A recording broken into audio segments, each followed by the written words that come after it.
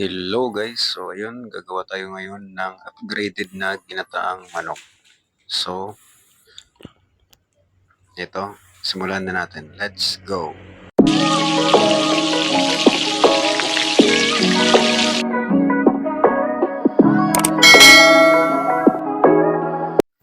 So, ito yung ating mga ingredients. Nandito ang ating manok. Itong manok ay hindi native chicken. Dressed chicken lamang ito, 1/3 kilo. Then, sunod natin yung ating gata.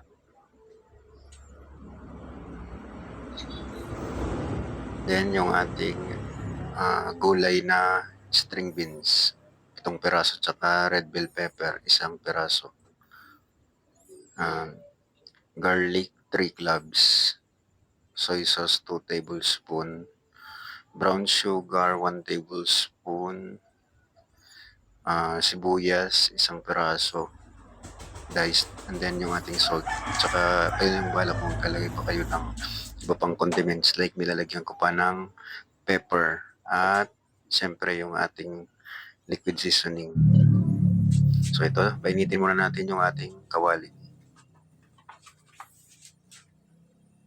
Then maglagay tayo ng konting mantika para hindi dumikit yung manok.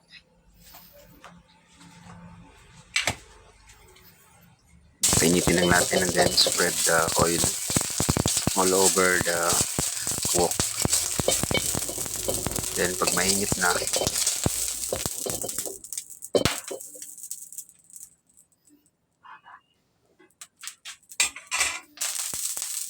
tayo na uminit. Then pag mainit na siya, lagay na natin ang ating karami ng manok. Then gisahin natin ito. Kailangan natin siyang i-sear hanggang mag golden brown or maluto yung outer part ng manok.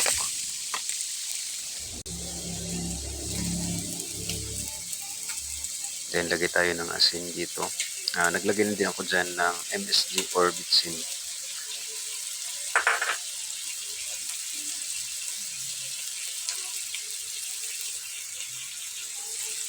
Then yung ating toyo.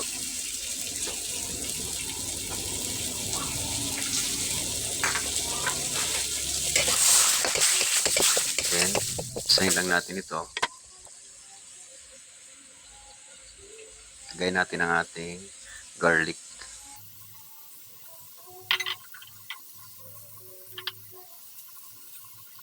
Tsaka yung ating sibuyas. Yan. Halo natin.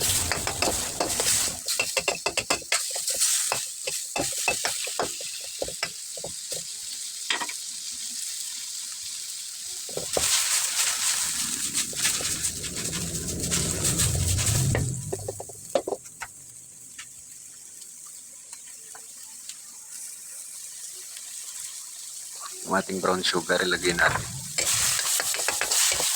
Habang hindi pa tayo nagsisimmer, dapat i-stir natin ito ng stir para magkaroon ng flavor ang lahat ng parts ng manok. Tsaka lagay tayo ng ground pepper.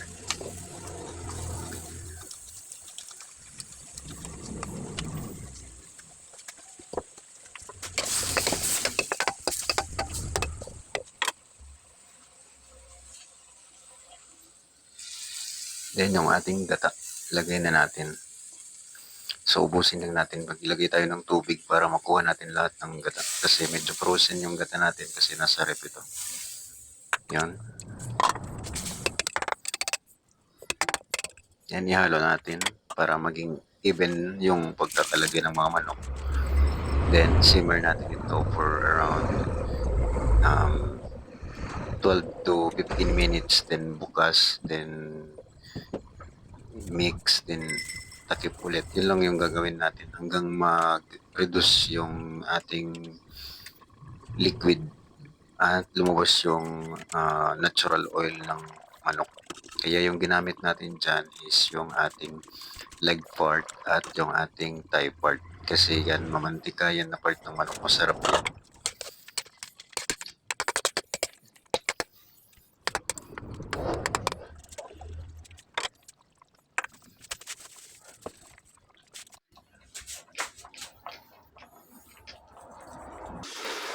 Nagdagdag pa ako ng konting asin. Yung salt, soy sauce at saka brown sugar, depende na yun sa inyong taste at saka yung ano yung ground pepper. Pwede pa kayong maglagay ng kaunti.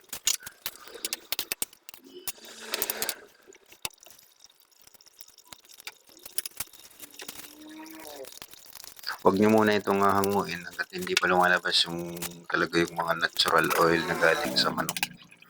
Kasi yun yung magpapalasa. At ito, naglagay din ako ng konting liquid seasoning.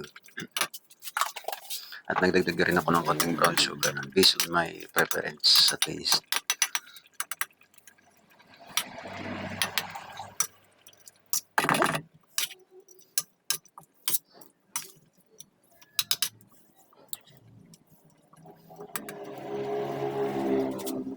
Yung mga gulay natin, ulit natin sila para hindi sila lumambot masyado or malaga masyado.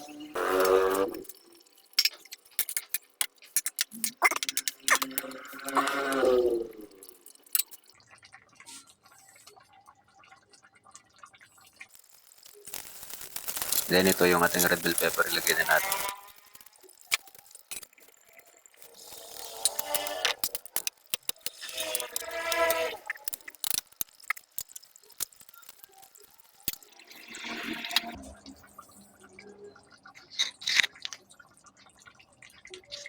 Then ito yung ating string beans, ilagay na natin. Lalagay mo lang yung string beans kung malapit na siyang maluto. Malapit na muna na siyang hanguin para hindi siya ma-overcook. Kasi gulay siya. Huwag nating gulayin yung gulay na.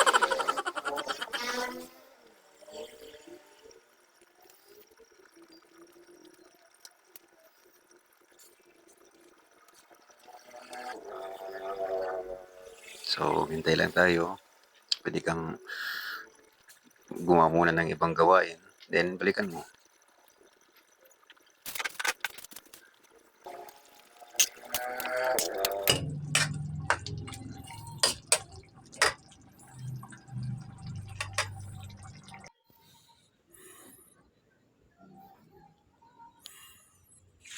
So, ito na pala yung ating naluto na upgraded na ginataang manok.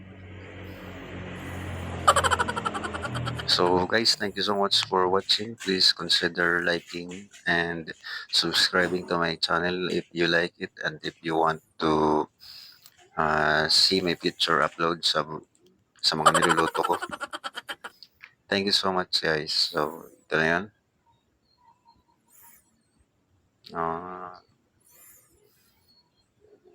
Mamantika siya. Masarap.